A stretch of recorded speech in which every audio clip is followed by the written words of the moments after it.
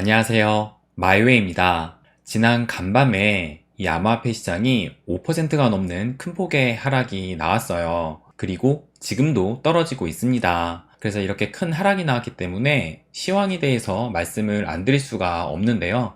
보시는 것처럼 비트코인이 지금 거의 6% 정도 하락을 하면서 18,600달러 선까지 떨어졌고, 이더리움은 더 낙폭이 커가지고 1,500달러까지 무너지고 말았습니다. 그나마 이 XRP가 상대적으로 좀 덜 떨어져가지고 마이너스 5%로 0.31달러를 보이고 있는데요. 이렇게 큰 하락을 통해서 이 암호화폐 전체 시총이 어제 대비해서 한 5% 정도 하락을 하면서 어제는 한 9,800억 달러 정도 됐는데 지금은 9,400억 달러로 이제 점점 1조 달러하고 멀어지고 있는 상황이에요. 그런데 지금 이 암호화폐 시장뿐만 아니라 전반적인 자산 시장이 이 하락세를 이어가고 있는데요. 월요일에 미국 같은 경우는 노동절로 휴장을 하고 오늘 새벽에 미국 증시가 다시 열렸었는데, 미 증시 역시 암호화폐 시장만큼은 아니지만 그래도 하락세를 계속 이어나가고 있습니다. 반면 이 달러 지수는 연일 최고점을 경신하고 있어요. 그래서 결국에는 지금 이제 110포인트까지 올라섰고, 보시는 것처럼 계속 최고점을 깨고 있습니다.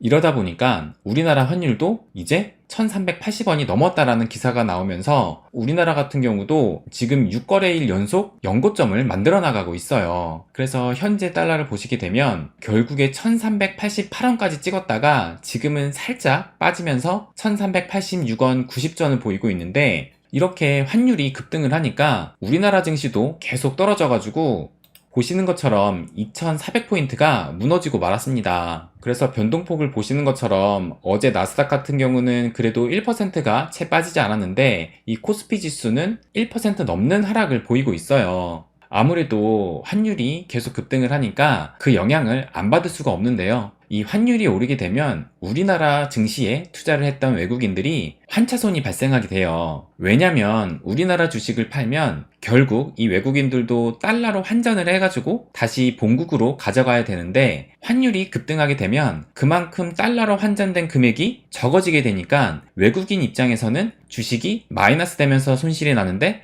거기에다가 환전할 때까지 손실이 나게 되면 이중 손실이 발생하게 되는 겁니다. 거기에다가 이렇게 달러 강세가 앞으로도 길어질 것 같고, 또 환율이 1,400원까지도 오를 수 있다라는 이런 전망이 나오니까, 그러니까 이 외국인들이 우리나라 주식을 서둘러 팔고 나가니까 이 코스피가 조금 더 떨어지고 있는 거예요. 그러면 뭐 암호화폐 시장, 미국 증시, 우리나라 증시 역시 이렇게 하락을 하는 원인이 무엇이냐, 이것을 볼 때 지난 5월과 6월처럼 뭐 루나 사태라든지 디파이 붕괴 같은 그런 이슈가 지금 터진 것은 아니에요. 그것보다는 현재 인플레이션, 그리고 전쟁 장기화로 인한 뭐 식품 에너지 문제, 또 그로 인해서 미국, 유럽, 중국까지 이 경기 침체가 우려된다고 하니까, 이런 복합적인 정치 경제적 상황에다가 또 현재 이 연준의 매파적인 움직임에 시장은 더욱 냉각되고 있어 이런 것들이 주요 원인이 아닐까 생각이 듭니다. 그래서 이 기사를 보면 블랙록 연준 경제 위험 자산 심각하게 무너뜨릴 것이라고 하면서 오늘 기사가 이렇게 나왔어요. 그래서 좀 더 자세히 보면 연준이 인플레이션 해소와 경제 성장 사이에 균형점을 맞출 마음이 없어 보인다면서, 연준이 인플레이션을 통제하는 과정에서 시장이 무너지고 위험 자산이 큰 타격을 받게 될 것이다 라고 얘기를 했다고 해요. 그러면서 블랙록은 연준이 자신들의 금리 인상 정책이 경제를 어떤 방식으로 망가뜨리고 있는지 알게 된다면 상당히 놀랄 것이라면서, 공격적인 금리 인상 기조가 이어지는 동안 수요 곡선이 파괴되고 고용시장에서는 최소 300만 명 이상의 실업자가 더 발생할 것이다 라고 말하면서, 이 블랙록이 연준의 매파적인 행보에 이렇게 경고의 목소리를 내고 있습니다. 뭐 블랙록도 그럴 만한 것이, 아시다시피 이 블랙록은 전 세계 1위의 자산 운영 회사로 현재 1경 원이 넘는 자금을 굴리고 있어요. 그러다 보니까 시장이 하락하게 되면 그만큼 운용 중인 자산에 어마어마한 손실이 발생하게 됩니다. 그러니까 이 블랙록이 연준한테 좀 적당히 좀 하자라고 얘기하는 것이라고 생각을 해요. 그러면 지금 현재 나오고 있는 비트코인 전망을 좀 보면, 또 한 애널리스트는 비트코인 대규모 매도 이벤트 한 번 더 남았다라고 말을 했다고 합니다. 그래서 그 이유가 이번 하락장에서 유통량 대비 자산의 순손익을 측정한 비트코인 미실현 순손익이 마이너스 존에 머문 기간이 충분히 길지 않았다면서 한 차례 대규모 매도가 지나간 뒤에 비트코인이 12,000달러에서 14,000달러 부근에서 강력한 지지 기반을 마련할 것으로 전망된다라고 얘기했다고 해요. 그러면서 또 그동안 비트코인은 긴축과 금리 인상이 단행되는 거시 환경에서 거래된 적이 없었기 때문에 아예 미지의 영역에 진입할 수 있다라고 얘기를 했다고 해요. 이 미지의 영역, 이것도 맞는 말인 게 이 비트코인이 생겨난 것도 2008년 글로벌 금융위기 이후였어요. 그래서 그때 뭐 월가라든지 이런 금융 기득권에 반대에 서서 나온 것이 바로 이 비트코인인데 그 이후로 뭐 2008년 금융위기 그 정도 수준의 공황은 지금이 처음 겪고 있는 거예요. 뭐 2020년 뭐 코로나로 큰 폭의 하락이 나오기도 했지만 결국에는 그때는 연준이 돈을 엄청나게 풀어서 그 위기가 올 것을 억지로 틀어막았고 그렇게 해서 그때 막대하게 돈을 푼 대가를 지금 치르고 있는 것입니다. 그래서 이 미지의 영역이라는 것에 좀 어느 정도 공감을 했고 이 그래프를 보시게 되면 결국에는 이 2017년도 전고점이 거의 한 2만 달러 선이었는데 현재 그 지지를 받고 있다가 어제 또 다시 이렇게 무너졌잖아요. 그래서 결국에는 이 분석가는 지금 12,000에서 14,000달러까지 간다라는 얘기인데 그것이 이제 요 선의 지지대를 봤을 때 그것이 한 12,000에서 14,000달러이기 때문에 이때는 강력한 지지 기반을 마련할 것이다 라고 예상을 하는 것 같아요. 그리고 또 하나 이 기사가 오늘 나왔는데 이 크립토컨트의 주기영 대표가 8년간 휴면 상태였던 비트코인 15,000개가 10일에 걸쳐 이동을 했다라는 이런 트윗을 올렸다고 합니다. 그런데 이 중 일부는 크라켄 거래소로 전송됐다라고 말을 하고 있어요.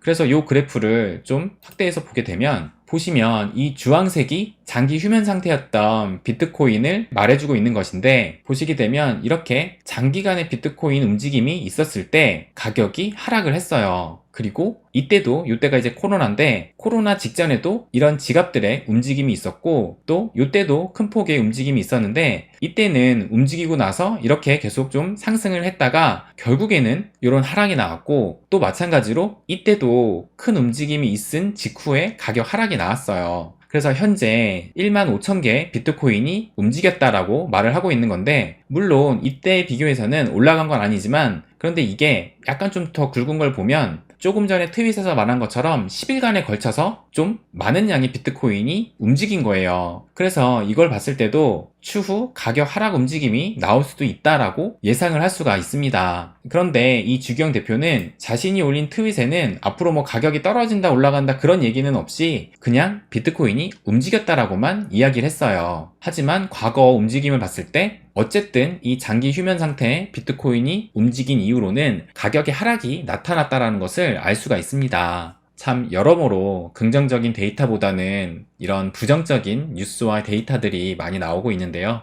제가 9월 1일 첫 영상에도 말씀드렸지만 9월에는 전통적으로 주식시장도 약세장이었어요. 거기에 지금은 또 경기도 안 좋은 상황에 인플레이션으로 인해서 연준의 공격적인 금리 인상 기조가 계속되고 있고 그래서 이번 달 22일에 연준에서 금리 결정을 앞두고 있으니까 그래서 시장은 앞으로도 계속 출렁거릴 가능성이 높다고 보여집니다.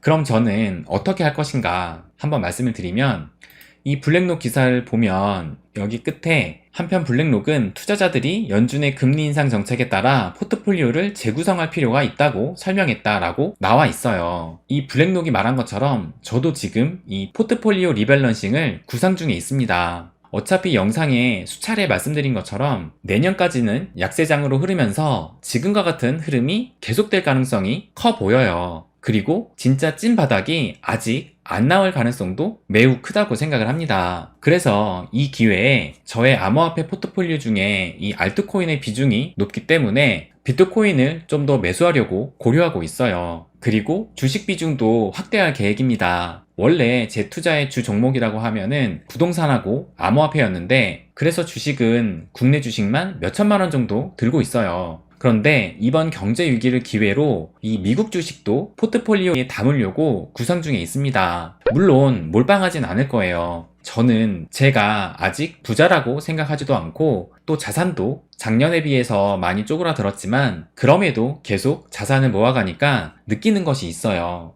그게 뭐냐면 결국에는 자산이 자산을 만들어준다입니다. 제가 얼마 전에 아주 크진 않지만 그래도 어느 정도 목돈이 생겼는데, 이 목돈이 어디에서 생겼냐면 몇 년 전에 재개발이 예정된 주택을 매수를 했었어요. 그 주택이라는 자산에서 목돈이 나왔어요. 그 주택이 철거를 앞두고 이제 조금 있으면 이주를 시작하는데, 이주를 앞두고 있으면 조합에서는 조합원들에게 이주비 대출을 무이자로 해주게 됩니다. 물론 이 돈도 무이자일 뿐이지 결국에는 아파트가 완공이 되고 나면 갚아야 할 돈이에요. 그런데 앞으로 이 아파트가 완공이 되려면 앞으로 제가 예상하기에는 한 4, 5년 뒤입니다. 4, 5년 뒤에 부동산 시장이 어떻게 될지는 모르지만 저는 조합원이기 때문에 일단 일반 분양보다 싼 가격에 매수를 했고, 그렇다 보니까 아파트 완공 시점에 전세를 놓고 세입자를 들인다면 그 전세금으로 아파트 잔금 다 치르고 이주비 대출까지 충분히 갚고도 남을 것이라 생각을 해요. 그리고 이 부동산뿐만 아니라 암호화폐에서도 저 같은 경우는 스테이킹을 통해서 해당 코인이라는 자산을 매일매일 받고 있어요. 이미 저는 리플 갈라는 목표 수량을 채웠기 때문에 목표 수량은 그대로 두고 이 초과 수량을 다른 자산으로 갈아탈 계획을 짜고 있습니다. 그리고 주식도 마찬가지로 배당금이라는 게 나와요. 지난달에 제가 지금 가지고 있는 주식에서 배당금이 한 몇십만 원 정도 나왔어요. 그런데 오늘 증시가 좀 빠지면서 내가 목표한 가격대가 오더라고요. 그래서 오늘 아침에 제가 목표한 가격대에 지난달에 배당금으로 받은 몇십만 원으로 그 주식을 몇 개 더 매수를 했습니다. 앞으로 이런 내용들을 마이웨이 투자노트 블로그에 기록을 하려고 이렇게 카테고리에 암호화폐, 부동산, 주식을 만들어 놓은 거예요. 제가 말씀드리고 싶은 건 자산이 자산을 낳습니다. 투자를 한 방에 큰 돈을 넣어서 하려고 하지 말고 푼돈이라도 모으고 모아서 자산을 한 개라도 더 사 나가는 것이 중요하다고 생각을 해요. 그 자산이 시간의 복리를 만나면 또 다른 자산으로 만들어 줍니다. 그렇게 해서 자산은 쌓이고 쌓이게 되는 것이라고 생각을 해요. 물론 아까도 말씀드렸지만 제가 아직 부자라 생각하지도 않고 부자가 되려면 더 공부해야 되지만, 그래도 이 자산을 모아간다라는 투자 전략으로 지금까지 해왔던 것이 제 나이 40대의 내 또래들 자산 규모보다는 좀 더 큰, 그래도 몇십억대의 자산을 만들 수 있었다고 생각을 해요. 그럼 제가 앞으로 시장이 더 떨어진다는데 안 두려울까요? 당연히 두렵습니다. 시장이 더 떨어진다는 건 지금보다 자산이 더 쪼그라든다는 건데 당연히 안타깝고 두렵죠. 그런데 그렇다고 제 인생이 망한다고 생각하지도 않습니다. 오히려 앞으로 시장이 더 떨어지면 더 적극적으로 대응할 계획입니다. 마지막으로 말씀을 드리면 지금도 기회는 지나가고 있고 아마 내년까지도 기회는 찾아올 수 있어요. 그런데 중요한 것은 이번 시기에 이 기회를 잡느냐 못 잡느냐에 따라서 내가 부자로 올라설 수 있느냐 없느냐가 갈릴 것으로 생각을 합니다. 네, 그럼 오늘은 여기까지입니다. 제 이야기가 조금이라도 도움이 됐으면 합니다. 그럼 제 이야기 끝까지 들어주셔서 감사드립니다. 부자가 되는 길, 마이웨이.